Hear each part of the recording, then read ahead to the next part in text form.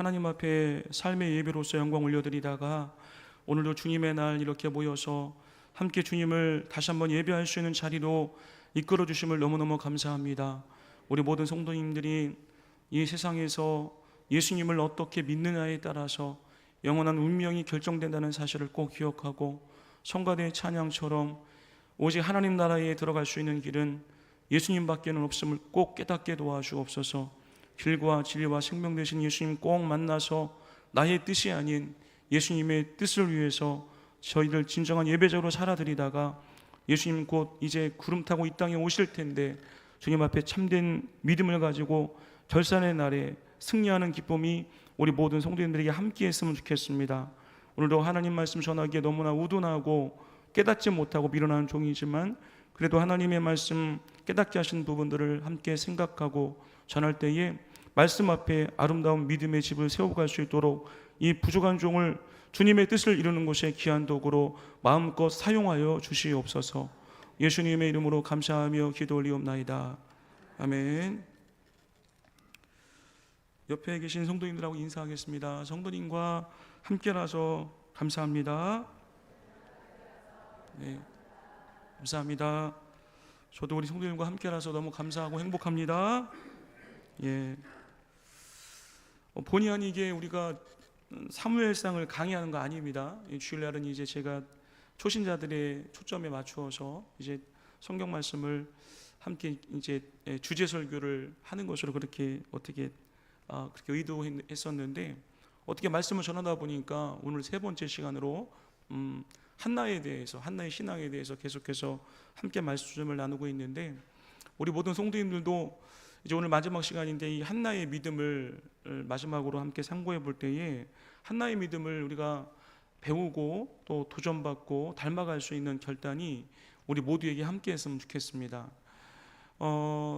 우리 성도님들 예수님을 믿는 목적 가운데는 내 예수님 잘 믿어서 좀 우리가 살아가는데 삶의 뒤안길에 우리 가정에 좀 고난이 없으면 좋겠다라고 하는 그런 가장 큰 바람과 목적을 가지고 교회 나오시는 분들도 많이 있을 것이라고 생각을 하는데, 사실은 우리가 이렇게 믿음의 길을 걸어가면서 우리에게 예수 믿는 우리들에게도 고난의 때가 많이 온다는 거죠.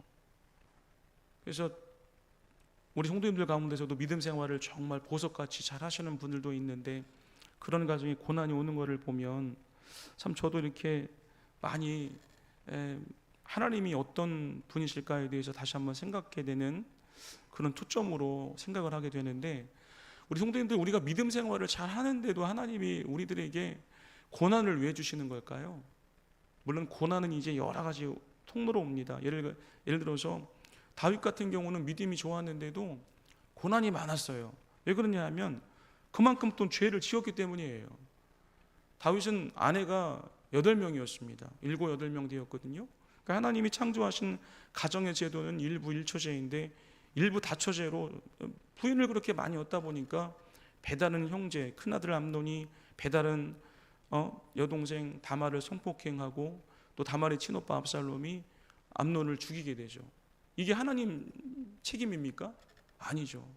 다윗이 하나님 말씀에 불순종하니까 그 죄의 대가로 이런 어려움이 오는 거죠. 그러니까 우리가 살다가 우리가 죄를 지었던 부분에 대해서 하나님이 우리에게 고난을 주시는 경우가 있어요. 또 이런 경우가 있죠. 우리가 하나님께 너무 욕심을 내는 거죠.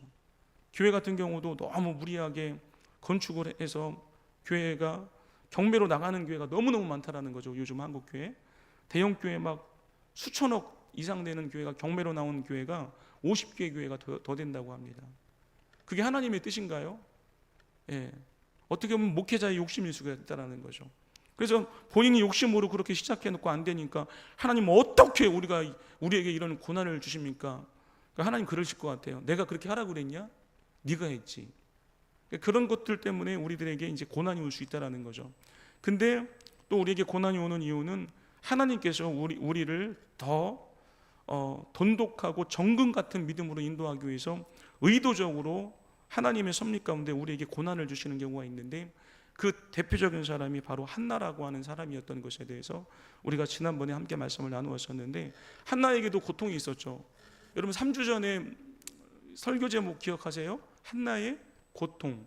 그 고통이 오니까 하나님이 한나가 믿음을 가지고 그 고통으로 인하여서 하나님께 기도해서 주님의 응답을 경험하게 되죠. 우리가 지난번에 한나의 기도에 대해서 말씀을 나눴었고, 이 모든 어려움들이 합력하여 선을 이루어서 이제 오늘 마지막으로 한나가 승리하게 된 부분에 대해서 역전시키신 그 하나님의 은혜에 대해서 함께 이제 한나의 찬양하는 부분이 이렇게 나오게 되어지는데, 그래서 여러분들 사실 고난이 우리에게 찾아오면 고난은 너무 힘들지만 사실은 시편 119편에서 시편의 저자가 고백하고 있는 것처럼 고난이 내게 유익이라, 고난이 오기 전에는 내가 그릇 행하였더니 이제는 주의 말씀 앞에 순종하게 되었다라고 고백하는 것처럼, 결론적으로 여러분들 하나님이 우리 성도님들에게 고난의 시간을 주시는 이유는 우리 성도님들을 마귀한테 빼앗기지 않고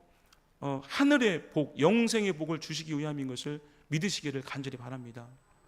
제가 고난이 올 때마다 고난에 대한 그런 설교를 할 때마다 많은 말씀을 드렸지만, 사람은요 누구나 다 교회 나와서 예배하는 거 원하지 않아요. 누가 주일날 교회 나와서 이렇게 딱딱한 예배를 드리면서 1시간 이상 예배 드리는 걸 사실 누가 좋아하겠습니까? 식구들과 함께 토요일 오전부터 멋진 자동차를 타고서 멀리 여행 가는 거 좋아하지, 노는 거 좋아하지, 누가 여러분들 기도하면서 주님께 나와서 예배하는 걸 좋아할 사람이 누가 있겠습니까? 그런데 우리가 고난이 오면 우리 안에 축적되어서 있는 아담으로부터 물려받은 어떤 세상의 욕망, 이생의 자랑, 안목의 정욕들, 교만함, 이런 것들이 다 빠져나가는 시간이 여러분 고난의 도구를 통해서 이루어진다는 사실을 우리 성도님들이 깨닫게 되기를 간절히 축원드립니다. 그래서 고난이 오면 회개하게 됩니다. 자신 안에 있는 들보를 못 보던 사람이 고난이 오면 그게 보이기 시작합니다. 천국은 누가 가는 거예요? 자기 죄를 인정하고 회개하는 자가 가는 줄로 믿습니다. 그래서 고난이 오면 회개하게 되죠. 좀 전에 시편의 저자처럼 말씀 안 들어요. 아주 말씀 안 들으려고 하는 사람들 많잖아요. 저부터도 그렇고. 근데 고난이 오면 하늘 말씀이 들리기 시작하죠.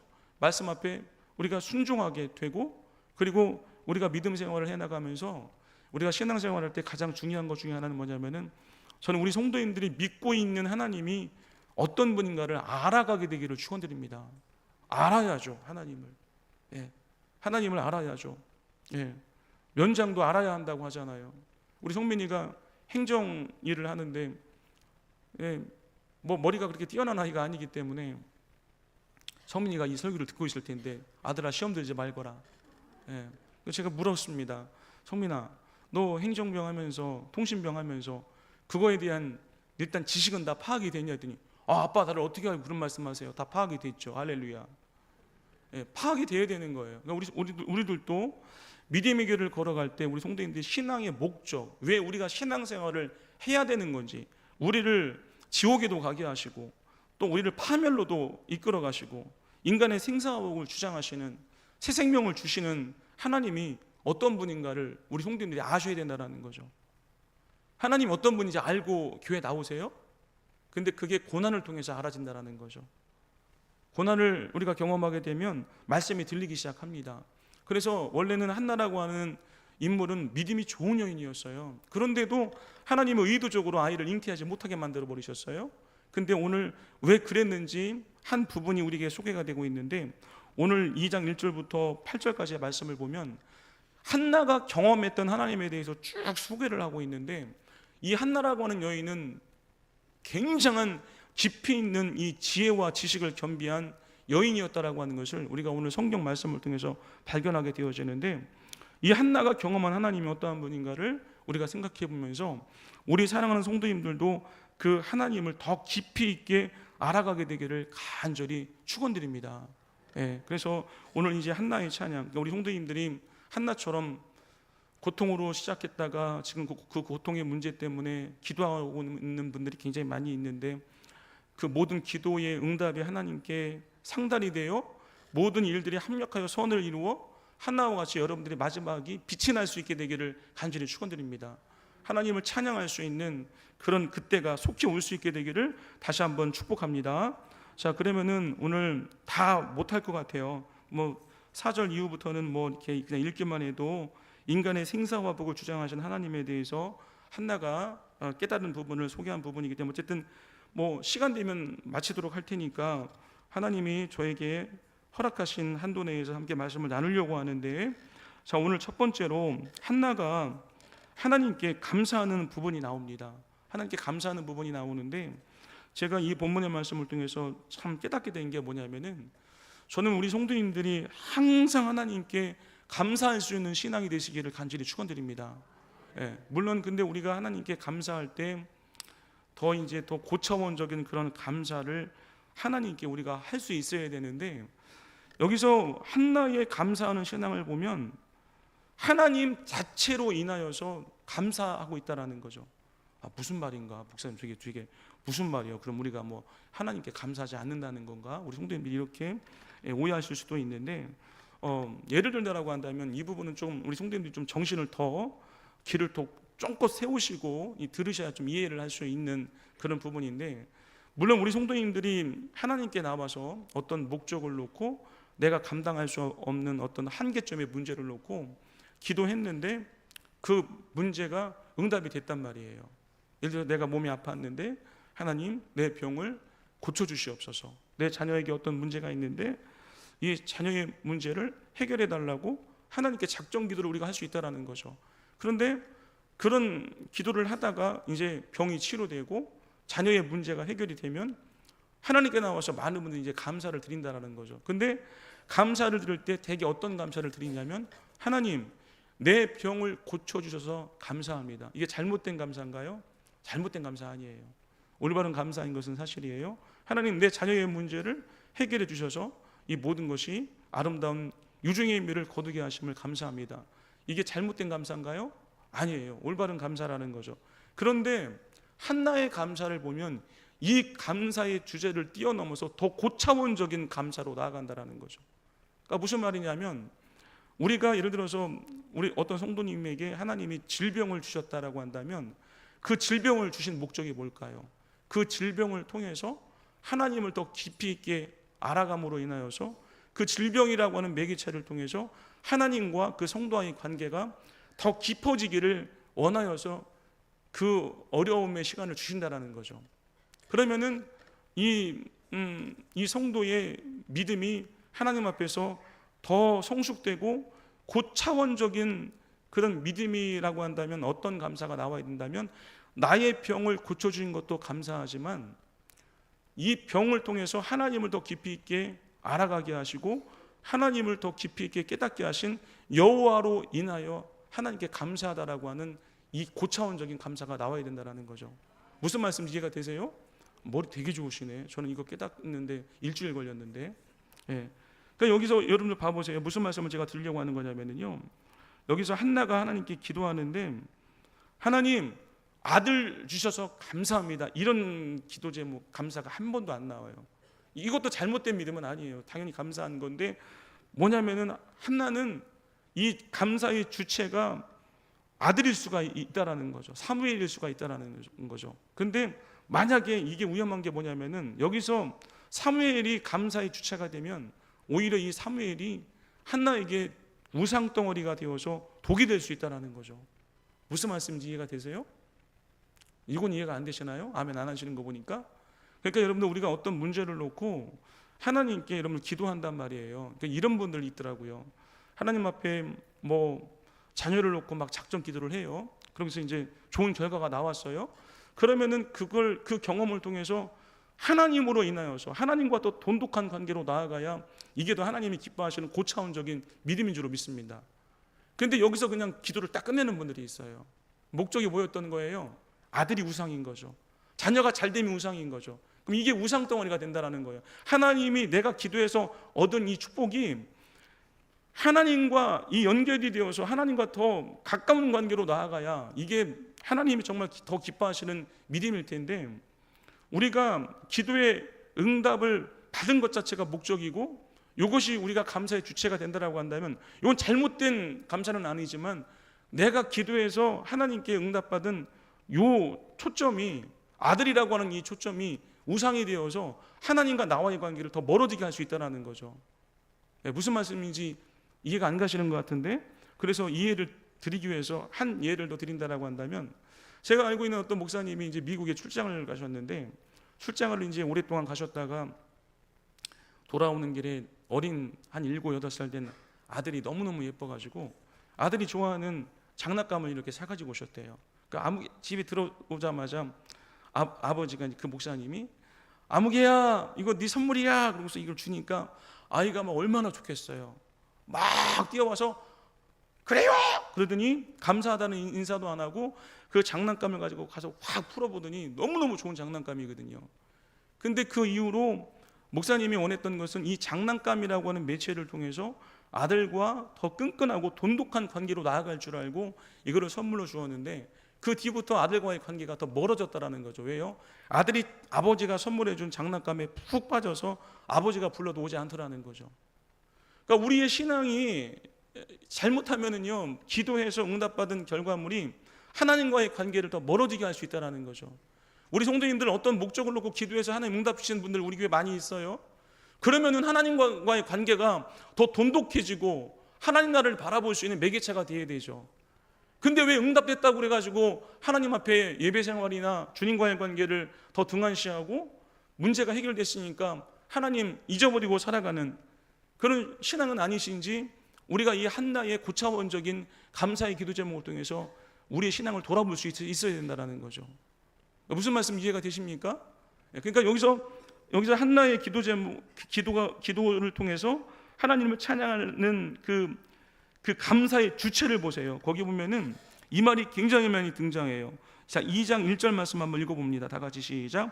한나가 기도하여 이르되 내 마음이 누구로 말미암아 여호와로 말미암아 즐거운 일이 생겼다라는 거예요. 그리고 거기 보면 또 내 뿔이 누구로 말미암아 여호와로 말미암아 높아졌다라는 거예요. 거기 보면 여호와로 말미암아 그리고 주의 구원으로 말미암아. 사무엘이라고 하는 이 자체가 전혀 등장하지 않아요. 그러니까 사무엘 주신 것도 감사하지만 결론적으로 이 사무엘을 주신 것 자체가 하나님의 은혜라는 거죠. 그러니까 진정한 예배의 신앙의 초점이 하나님과 더 고차원적인 믿음의 고백으로 연결되어 있기 때문에 이 한나의 믿음은 정말 고차원적이고 더 성숙된 믿음의 모습이라고 하는 사실을 우리에게 교훈해주고 있다라고 하는 사실을 우리 모든 성도님들이 깨닫게 되기를 간절히 축원드립니다. 거기서 보면은 내 뿔이라고 하는 게 뭘까요? 내 뿔이 여호와로 말미암아 높아졌다. 이 말은 무슨 말이냐면, 이 뿔이라고 하는 것은 명예와 힘과 능력을 상징하는 거죠. 여러분들 황소에게서 뿔이 없다라고 한다면 그 황소가 힘이 있겠습니까? 여러분들 저는 이렇게 동물의 왕국을 이렇게 보는데요, 사자가, 맹수의 왕이라고 하는 사자가 황소하고 1대1로 맞닥뜨렸는데 게임이 안 됩니다. 뿔로 그냥 받아버리면은 추풍 낙엽처럼 사자가 나가 떨어지는 걸 제가 봤어요. 근데 여기서 한나가 하나님 앞에 내 뿔이 여호와로 말미암아 높아졌다라고 하는 것은 하나님이 우리를 연단하실 때는 이 뿔을 다 꺾어버리십니다. 아무것도 못하게 만들으십니다. 그냥 아주 바닥까지 그냥 떨어지게 하시는 경우가 있어요. 그러니까 그렇게 떨어졌었는데, 그럴 때도 하나님의 방법과 하나님의 가치관으로 어떤 인간적인 방법으로 원수를 대하지 아니하고 하나님이 원하시는 방법으로 순종하면서 하나님을 바라보았더니 다시 그 빼버렸던 부러졌던 뿔을 다시 성장시키셔서 다시 예전보다 더 존귀한 정상의 자리에 오르게 하신 게 누구의 은혜라고요? 하나님의 은혜. 그러니까 우리들은 다시 높아진 것만 생각할 수 있잖아요. 이병석 목사가 우리 교회가 어려웠었는데 이제 우리 교회가 하나님의 은혜로 부흥됐어 라고 생각하는, 이 감사하는 이 부분에 대해서 이 교회만 생각하면 이 고감사로 인하여서 제가 교만해질 수 있다는 거죠. 그런데 이 배후에서 역사하시는 하나님께로, 또 고차원적인 하나님께로 내 믿음이, 내 마음이 향할 때에 그 믿음이 변질되지 않는 믿음으로 우리를 이끌 수 있다는 거죠. 무슨 말씀 우리 성도 이해가 되십니까? 근데 많은 분들이 그것만 생각한다는 거예요. 만약에 여기서 한나의 감사가 아들을 주신 것으로 이렇게 국한되어졌다라고 한다면 한나는 이 사무엘이 우상이 됐을 거예요. 그러나 약속했던 대로 과감하게 이 사무엘을 하나님께 서원했던 대로 드릴 수 있었던 것은 아들보다 더 소중한 것은 하나님의 은혜였고 하나님의 섭리이시고 하나님이심을 고백한 이 믿음으로 인하여서 한나의 믿음은 더 하나님이 기뻐하시는 믿음이 될 수가 있었고 변질되지 않는 그런 믿음의 능력의 여인이 될 수 있었음에 대해서 우리의 신앙을 돌아볼 수 있게 되기를 간절히 축원드립니다. 예. 한 가지 더 예를 들어볼까요? 우리 성도님들 가정 주신 거 너무 감사하죠. 가정 주신 거 감사하다고 고백하잖아요. 그런데 그 가정이 더 소중해요? 하나님이 소중해요? 솔직히 얘기해 보세요. 가정이 소중하죠? 이게 우상이라니까요. 물론 이 감사도 옳은 거지만 이 가정을 주신 하나님을 향하여서 우리의 믿음의 시선이 옮겨져서 그 하나님께 감사할 수 있어야 그게 진정한 흔들리지 않는 믿음의 뿌리가 될 수 있다는 거예요. 이제 더 이상 설명 안 드립니다. 이렇게 설명해드렸는데도 이해를 못하시면 더 기도하세요. 예.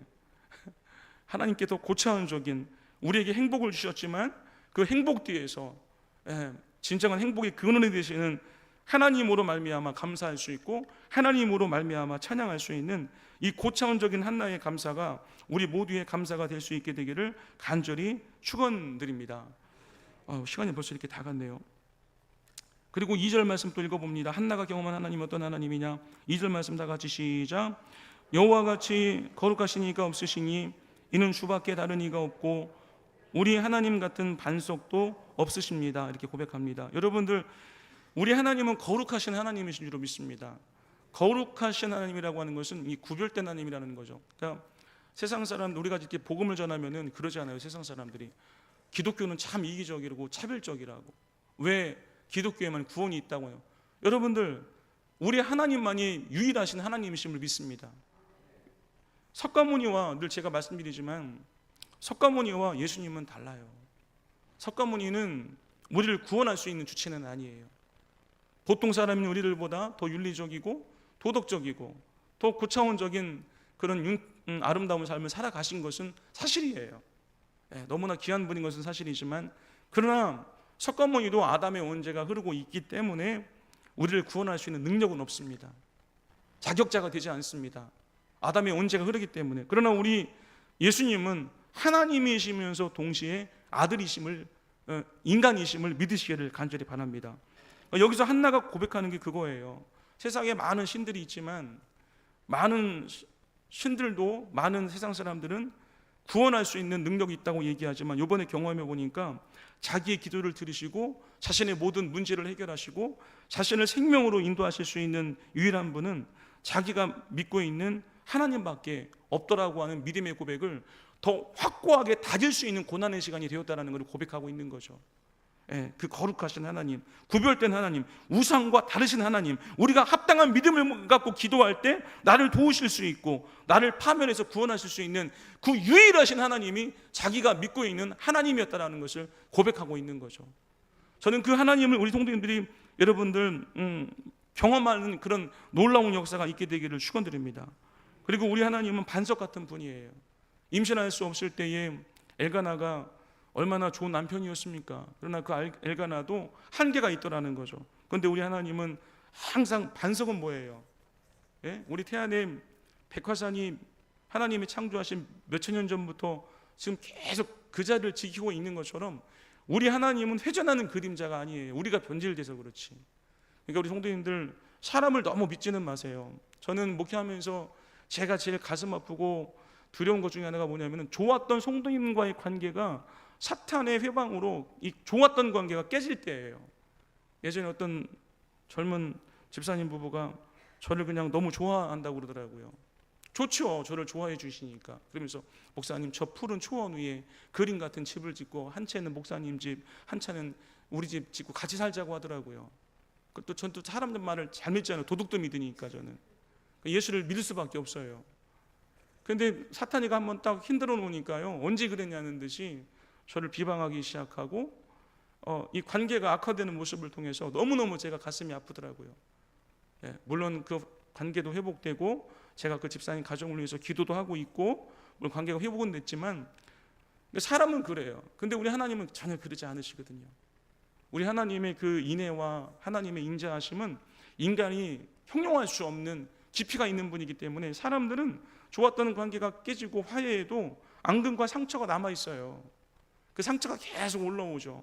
우리 하나님은 그러지 않은 분이에요. 우리가 한 번만 잘못했다고 진정으로 회개만 하면 하나님은 다 잊어버리시고 변함없는 사랑을 쏟아 부어주시는 분이 여러분들이 믿고 있는 하나님이심을 믿으시기를 바랍니다. 반석 같은 우리 아버지 하나님. 그러니까 우리가 사는 거예요. 예. 그리고 이제 3절 말씀을 묵상하고 이제 말씀을 마치려고 하는데, 자 3절 말씀 보면은 또 한나가 깨달은 게 이런 부분입니다. 3절 말씀 읽어봅니다. 다 같이 시작. 심히 교만한 말을 다시 하지 말 것이며 오만한 말을 너희 입에서 내지 말지어다. 여호와는 지식의 하나님이시라 행동을 달아보시느니라. 제가 이 말씀을 통해서 또 굉장히 많은 걸 깨닫게 됐는데, 제가 언어에 대해서도 우리 성도님들에게 많은 말씀을 드렸는데, 제가 이렇게 목회를 해 나가다 보니까 성도님들하고 이렇게 만나서 대화를 해 나가다 보면은 그 성도님의 언어를 통해서, 언어 생활을 통해서 그 성도님의 신앙의 깊이를 어느 정도는 파악할 수 있는 능력이 생겼어요. 어떤 사람을 만나면 이 말은 그 사람 속에 내재되어 있는 이 신앙의 인격이 그대로 표출되는 거거든요. 그러니까 어떤 사람을 만났는데 막 이렇게 원망하고 막 불평하고 다른 사람의 허물을 너무 쉽게 하는 그런 분들은 죄송하지만 좀 신앙이 깊이가 있는 분은 아니에요. 왜냐하면 예수님이 이 땅에 오신 것은 우리 허물을 덮어주시고 용서하시기 위해서 오신 분이라고 하는 이 믿음의 고백이 있는 분들은 다른 사람의 허물을 쉽게 이야기할 수 없어요. 근데 어떤 분들을 만나면은 입이 참 무거운 분들이 있어요. 꼭 해야 할 말만, 상대방의 유익이 되고 덕이 되는 말만 하는 분들이 있어요. 이게 굉장히 중요하거든요. 하나님은 이거를 보시는 거예요. 우리의 언어와 우리의 행동을 보시는 게. 믿음이 좋다라는 게 뭐예요? 교회 안 빠지고 나면 그게 믿음이 좋은 건가요? 아닙니다. 누구나 믿음 없어도요, 다 누구나 그렇게 할 수 있어요. 믿음이 좋다라고 하는 것은 결론적으로 이 언어와 우리의 행동이 우리의 믿음을 입증해 줄 수 있어야 된다는 거죠. 여러분들 한번 예를 들어 볼까요? 이스라엘 백성들이 1세대 이스라엘 백성들이 모세하고 출애굽에 성공했단 말이에요. 홍해를 건너서 얼마나 하나님의 구원하심이 위대하시고 감사한 일입니까? 그러면은 매사에 하나님께 감사의 고백이 나와야 하나님 정말 기쁘시게 하고 올바른 믿음의 행보임을 믿습니다. 이스라엘 백성들은 아직 이제 깊이 있는 믿음이 아니었던 거죠. 문제가 생기고 어려움이 올 때마다 아유, 우리 하나님께 속았어. 모세한테 속았다고. 우린 가나안 땅에 못 들어간다고. 하나님이 그 말을 들었어요? 못 들었어요? 다 들으셨어요. 하나님이 나중에 모세에게 나타나셔가지고 내가 너희 백성이 나를 향해서 원망하고 불평하는 말을 다 들었다고 하십니다. 그러면서 뭐라고 하시냐면 너희들이 말대로 해줄게 그럽니다. 어디에 못 들어간다고요? 가나안 땅에 못 들어가게 생겼다고. 못 들어간다고. 그리고 못 들어가. 우리 성도님들 여기 보면은 한나가 그걸 깨달았어요. 이게 분이나 원수를 향해서 지금 얘기하는 거예요. 여러분 은혜 없는 사람들은요, 교만한 말, 오만한 말이 뭘까요? 그러니까 우리가 상대방을 여러분들 제가 지난번에도 말씀드렸지만 우리가 이 한나의 모습을 통해서 제가 이 부분을 계속 말씀을 드리는데, 신앙이라고 하는 것은 상대방을 대하는 태도예요. 예수님이 우리를 대하실 때 우리가 죄지었다고 막 우리 윽박 지르고 너는 죽일 놈이라고 그렇게 하셨나요? 항상 우리 편에서 이해해 주시고 감싸 주시고 우리가 믿음이 자랄 때까지 우리를 격려해 주시고 기다려 주시는 분이 우리 예수님이신 줄로 믿습니다. 그럼 신앙은 뭐예요? 그 예수님이 내 마음에, 내 육체에 오셔서 내 마음을 성전 삼아 예수님과 함께 사는 게 신앙인 줄로 믿습니다. 그러면 여기서 교만한 말과 오만한 말이 뭐예요? 대개 교회 안에서도 이런 분들이 많더라고요. 힘 있고 좀 돈 있고 빽 있는 사람한테는 그냥 사바사바합니다. 아주 친절한 척하고. 우리 교회 그런 분들이 하나도 없게 되기를 간절히 축원드립니다. 문제는 힘없는 사람들한테 함부로 한다는 거예요. 막 윽박 지르고. 분인나 그랬잖아요. 엘가나가 있을 때는 한나를 향해서 형님 힘내세요 이렇게 연기했겠죠. 없으니까 당신은 아이도 못 낳는 주제에 정부인으로서의 자격이 없는 사람이야. 나가라고. 분수를 알아야지. 분명히 이렇게 나왔다라는 거예요. 이런 게 교만한 말이죠. 우리 예수 믿는 사람들은 말을 그래서 항상 조심해야 되는 거예요. 이 말을 하기 전에 1언3사 3번 생각하라고 하라는 그런 사자성어도 있는 것처럼, 이 우리가 신앙이 좋다라고 하는 것은 이 아름다운 관계를 통해서 나타나는 거거든요. 저는 우리 장로님들, 우리 권사님들, 안수 집사님, 우리 집사님들 만나는 모든 세상 사람들이 행복할 수 있게 되기를 축원드립니다. 그래서 특별히 우리 교회도 각 리더들이 있잖아요. 이 리더십을 온유의 리더십으로 다 바꾸셔야 돼요. 인도하다 보면 우리 구역장님들 연말 되면 울면서 그래요. 목사님, 저 구역장 빼주세요. 왜 집사님? 힘들어요. 갑자기 뭐 구역님에 못 드릴 수 있잖아요. 근데 막 속에 있는 말을 막 해서 제 마음이 아직 그 말을 수용할 수 있는 그런 믿음이 저한테 없나 봐요. 그럴 때마다 속이 상해요. 그러시면 안 돼요. 예? 구역장님도 사람이기 때문에 얼마나 수고합니까? 자기 차를 이용해서 동원해서 성도님들을 어우른다는 게 그게 얼마나 귀한 일이에요. 그래서 제가 구역장님께 그럽니다. 구역장님, 한 구역도 힘들지 나는 8구역 인도한다. 예수님 생각하고 내 생각해봐. 그러면 웃더라고요. 그럼 다시 할게요. 그럽니다. 안 하겠다는 이유가 단 거 아니에요. 여러분들 예배 못 드릴 수 있죠. 거절할 때도 무례하게 하지 마세요. 예? 집사님 왜 구역 예배 안 나오죠? 나가기 싫은데 내가 뭐 들어 나가? 이런 식으로 하시면 안 돼요. 은혜 없는 사람이에요. 예. 말 한마디 여러분들 하나님은 다 듣고 계심을 믿으시기를 간절히 바랍니다. 언어는 곧 그 사람의 인격이에요. 그 안에 예수가 있는 분은 그렇게 말하지 않아요. 목사님 그런 얘기 하지 마세요. 듣기 싫습니다. 하고 싶지 않더라고요. 안 할 거예요 이제. 또 거기 보시면 막 감정이 나오네요. 주여 아버지. 거기 보면 하나님 어떤 하나님이라고요? 지식의 하나님이라는 거예요. 지식의 하나님이 뭐예요? 축구 감독들, 농구 감독들, 농구 경기할 때 선수들이 잘하는 점은 다 체크해 놓습니다. 손흥민이 이분이 이 포지션에서 요 장점이 있구나. 앞으로 이렇게 활용해야 되겠구나. 이승우, 요 개인 드리블이 뛰어나구나. 다 적어 놓잖아. 실수할 때마다 여기 취약점이 있구나. 하나님은요 지식의 하나님이세요.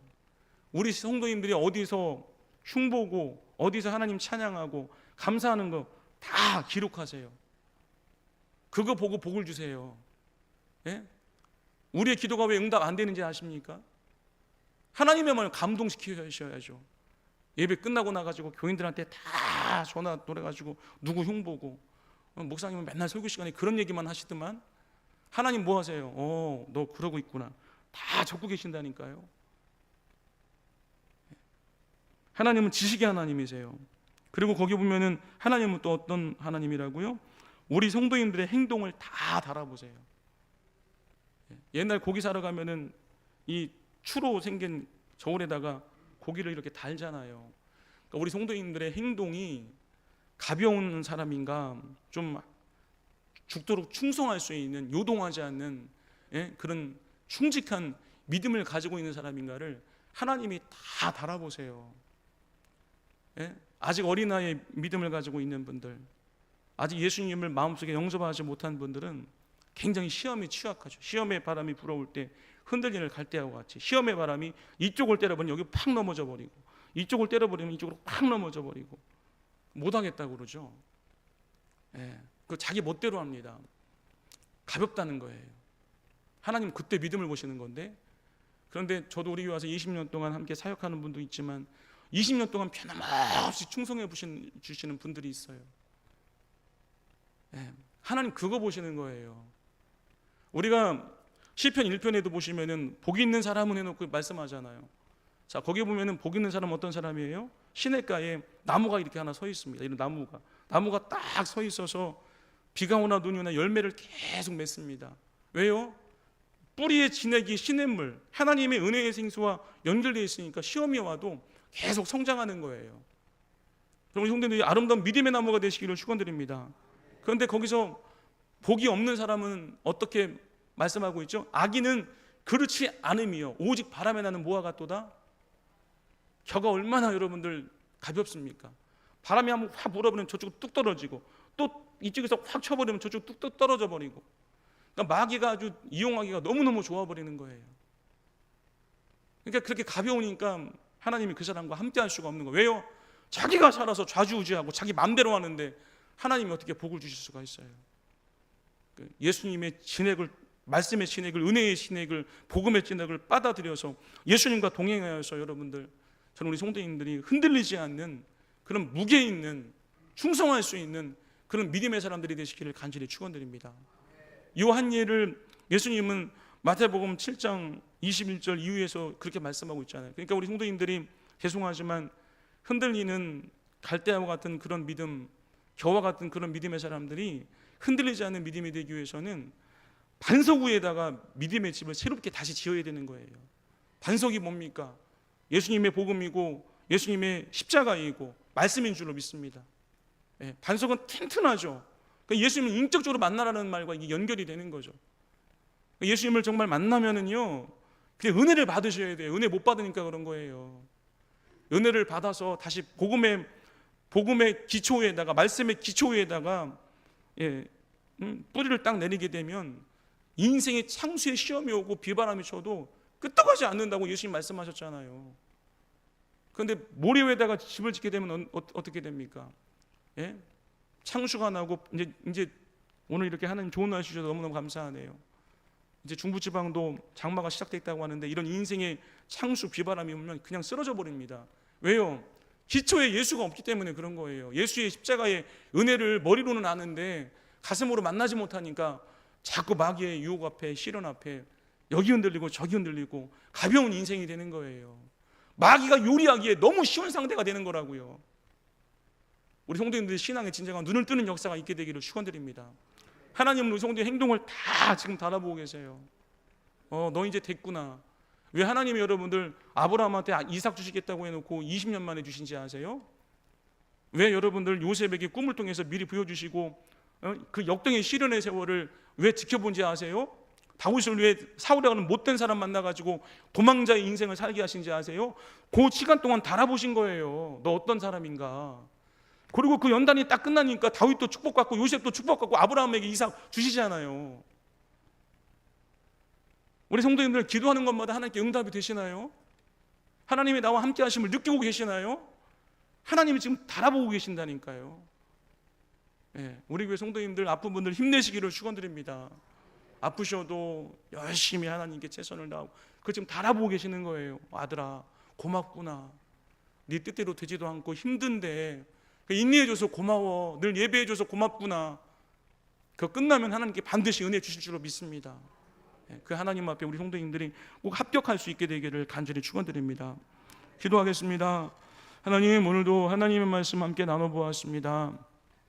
우리 하나님은 살아계셔서 역사하시는 분이십니다.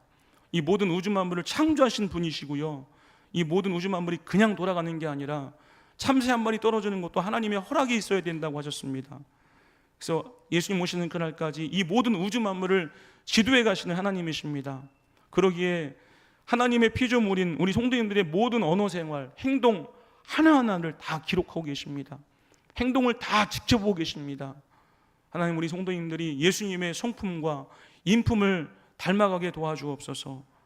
그래서 우리의 언어도 예수님을 닮게 도와주시고 우리의 행동도 나보다 항상 다른 사람을 배려하고 손해볼 줄 알고 양보할 줄 알고 하나님 영광을 위해서 희생할 줄을 아는 한나와 같은 신앙이 우리 모두에게 함께하기를 소망합니다.